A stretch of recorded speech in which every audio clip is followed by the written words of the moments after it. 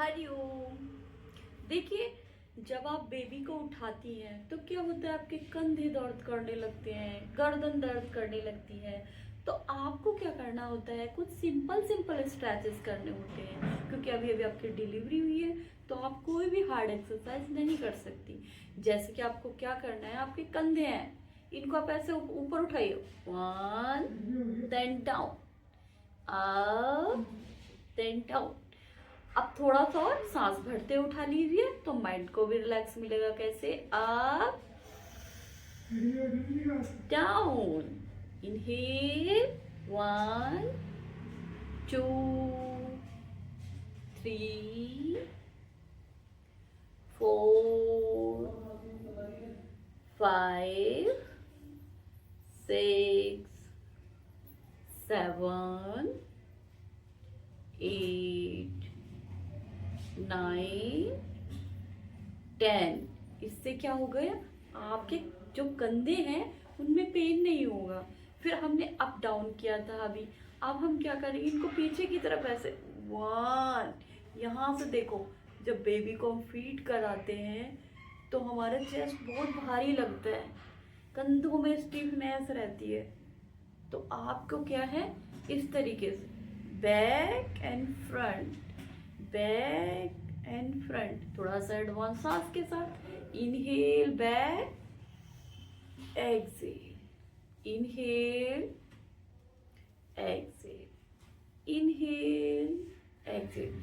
ऐसे आप 5 6 time, 7 time, 8 time, जितना भी आपको लग रहा है कर सकती है, क्योंकि इससे आपके कंधे जो है ना उनमें स्टिफनेस नहीं रहेगी, और जो चेस्ट भारी लग रहा है, ब्रेस्ट भारी लग रहा है, वो भी आपको नहीं होगा।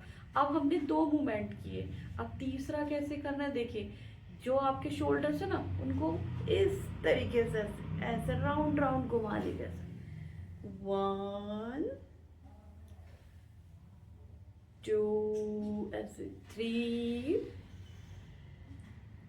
4। ऐसे जब आप अपने शोल्डर्स को देखिए गोल गोल घुमाएंगी ना, तो उससे क्या होगा, आपके कंधों में जो दर्द हो रहा था, स्टिफनेस फील हो रही थी, ऐसा लग रहा था अरे बाप रे कैसे मैं इस बेबी को उठाऊं।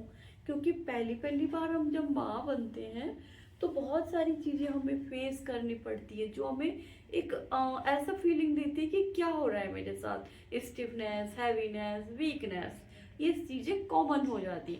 अब हमने क्लॉकवाइज घुमाया था, अब हम इसे घुमाएंगे एंटी क्लॉकवाइज, ऐसे 1 2, इस तरीके, 3 4 5। इस तरीके से देखिए, यहाँ पे जो अपर बैक है ना, ये भी बहुत भारी लगता है। ऐसा होता है क्यों, बहुत टाइम तक हम क्या करते हैं, बेबी को फीड कराते हैं, तो फीड कराते समय हमें एक ही करवट सोना पड़ जाता है, जिससे कि हमारे कंधे में दर्द, बैक में दर्द, गर्दन में दर्द, उस तरीके का दर्द होने लग जाता है। तो आप इस तरीके की ये स्ट्रेच करेंगे ना शोल्डर्स को, तो वो पेन आपको नहीं आएगा। अब हम बात करते हैं हमारी नेक की। नेक भी बहुत इंपॉर्टेंट होता है उसके बाद। तो नेक को देखिए, ऐसे पूरा ऐसे पीछे ले जाइए, फिर सामने ले आइए, फिर पीछे ले जाइए, फिर सामने ले जाइए, ऐसे, फिर पीछे, फिर सामने, ऐसे। तो आपकी गर्दन की स्टिफनेस कम होगी। अब हमने फ्रंट और बैक किया था, अब हम कर लेते हैं दाएं बाएं, राइट लेफ्ट। ऐसे पहले राइट ले गए, जब हम राइट की तरफ ऐसे पूरा देखेंगे तो लेफ्ट में देखो यहाँ अच्छे से स्ट्रेच आएगा, फिर लेफ्ट की तरफ ले गए ऐसे,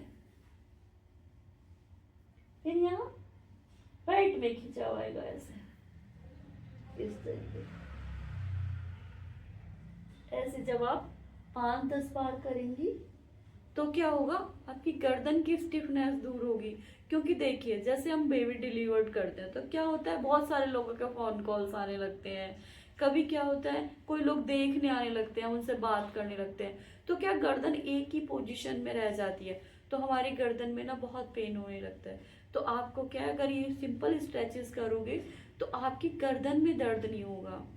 अब आते हैं हमारे कमर दर्द पर। तो देखिए 2-3 स्ट्रेचेस तो हमने कर लिए, फिर उसके बाद ऐसे धीरे धीरे धीरे पीछे ले जाइए, बैक को पूरा स्ट्रेच देगा ये स्ट्रेचेस। फिर ऐसे स्क्वीज कीजिए, जैसे ऐसे पूरा अपनी कमर को ऐसे कुबड़ की तरह बना दो। फिर वापस ऐसे धीरे धीरे थोड़ा थोड़ा चलाइए ऐसे बैक को।